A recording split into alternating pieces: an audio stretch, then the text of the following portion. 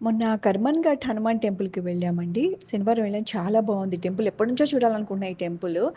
అయితే ఈ temple story ఏంటంటే, ఈ టెంపుల్ కట్టిన 400 ఇయర్స్ తర్వాత ఔరంగజేబు సంగతి తెలుసు కదా మనందరికీ.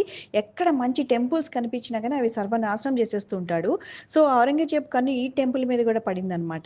ఈ టెంపుల్‌ని నాశనం చేయాలని అతను తన సైన్యాన్ని పంపిస్తాడు. అయితే ఆ సైన్యం ఆలయ ప్రహరీ గోడ కూడా దగ్గరికి కూడా వెళ్ళలేకపోతారంట.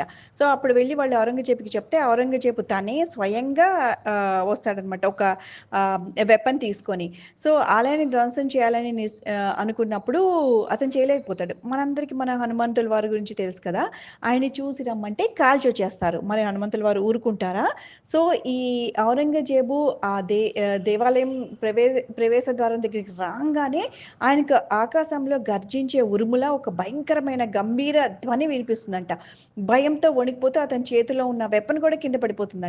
ఆ సమయంలో ఆకాశం నుంచి ఒక స్వరం పలుకుతుందంట.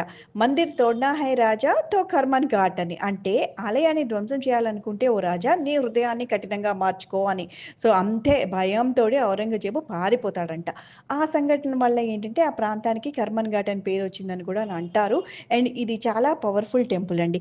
ఇక కొంచెం బ్యాక్ వెళ్తే అంటే ఈ సంఘటన జరిగిన 400 ఇయర్స్ బ్యాక్ వెళ్తే అంటే 12వ శతాబ్దంలో అంటే ఈ టెంపుల్ అసలు ఎలా నిర్మించబడిందనేది తెలుస్తుంది. కాకతీయ రాజు ఏంటంటే ఒకసారి వేటకి వెళ్ళినప్పుడు అడవిలో ఒక చెట్టు కింద విశ్రాంతి తీసుకుంటున్నప్పుడు దగ్గర నుంచి రామ శ్రీరామ అని ఎవరో మెల్లగా జపం చేసుకుంటున్నట్టు వినిపిస్తుంది. ఆ శబ్దం వచ్చిన దశగా వెళ్ళి వెతక్క అక్కడ ఒక రాతి విగ్రహం కనిపిస్తుందంట. అది కూర్చొని ధ్యానం చేసుకుంటున్న హనుమంతుల వారిలాగా ఉందంట ఆ రాతి విగ్రహం. అయితే రాజావారు రాతి విగ్రహానికి నమస్కరించుకొని తిరిగి తన రాజ్యానికి వెళ్ళిపోతారు.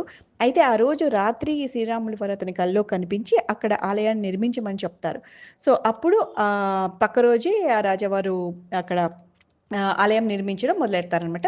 అలా ఆలయ నిర్మాణం జరిగింది. అయితే మొన్న మేము వెళ్ళాం కదా!